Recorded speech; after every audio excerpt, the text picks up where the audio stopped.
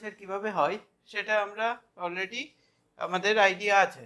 ওকে, তো অ্যালকেনের নোমেনক্লেচারের কয়েকটা এক্সাম্পল আমি দিচ্ছি, তার সঙ্গে একটা ডিফারেন্ট ফরমেশন মানে স্ট্রাকচার ফরমেশনটাও দেখাবো। অ্যাজ ফর এক্সাম্পল যদি আমি বলি একদম শুরু থেকে, এইটা হচ্ছে কি মিথেন, এটা মিথেন, এটা কি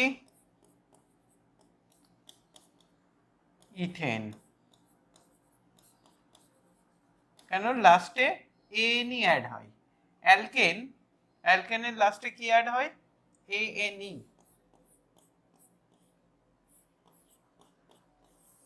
এটা ফাংশনাল গ্রুপ, মানে এটা লং চেন হলে এটার একদম সাফিক্সে মানে শেষে এএনই অ্যাড হবে।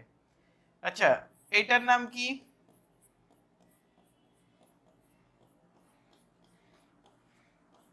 প্রোপেন। এগুলো আমাদের জানা আছে, কিন্তু এটা করাচ্ছি কারণ এটার আমি ডিফারেন্ট ফরমেশন মানে স্ট্রাকচারটাকে ডিফারেন্ট রিপ্রেজেন্টেশন কিভাবে করা যায় সেটা দেখানোর জন্য। এবার সিমিলারলি কার্বন নাম্বার যদি আমি বাড়িয়ে দিই, নামটাও চেঞ্জ হয়ে যাবে। এবার অনেক সময় হয় কি, এইভাবে আমি যেটা লিখছি CH2 CH2 CH4,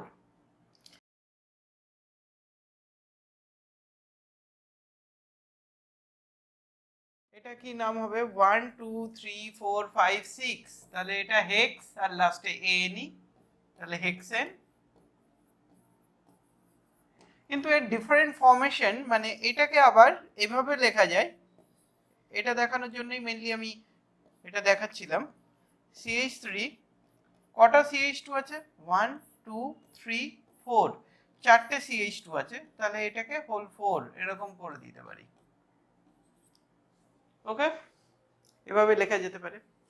আর এটাকে কনডেন্স ফর্মে আরেকভাবে লেখা যেতে পারে, CH3 CH2, কোনো বন্ড দিলাম না, জাস্ট কনডেন্স ফর্মে আমি পুরোটা লিখছি CH4 CH3, এভাবেও কিন্তু এটা লেখা যায়। এটার আরেকটা রিপ্রেজেন্টেশন এভাবেও করা যায়,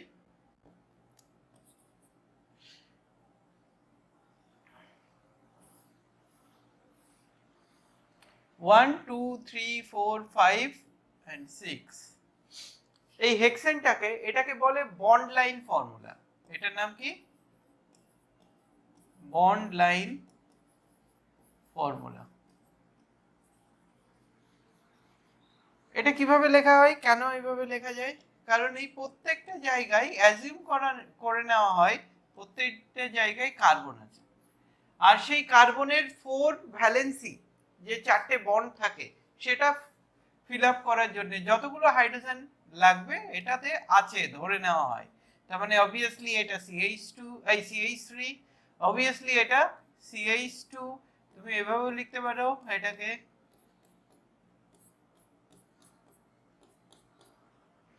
আবার সাইডে এভাবেও লেখা যেতে পারে। ওকে, তো এটাকে চাইলে এভাবেও লিখতে পারো, বন্ড লাইন মানে ভেঙে ভেঙে। তো এই স্ট্রাকচারটাকে শর্টে আমি কিভাবে লিখলাম, 1 2 3 4 5 6, তাহলে এইটা হচ্ছে হেক্সেন, আর এটাকে আমি বলতে পারি এন হেক্সেন। কেন, এটা long chain hexane, normal hexane, তাই এটাকে এন দিয়ে রিপ্রেজেন্ট করা যেতে পারে। তো এটা এই যেটা আমরা দেখলাম এটাকে বলে বন্ড লাইন ফর্মুলা। কিভাবে বন্ড লাইন ফর্মুলাটা আসে সেটা আমি বুঝলাম যে প্রত্যেকটা জায়গায় কার্বন কনসিডার করে যতগুলো কার্বন ততগুলো আমাকে এইভাবে লাইন ড্র করতে হবে।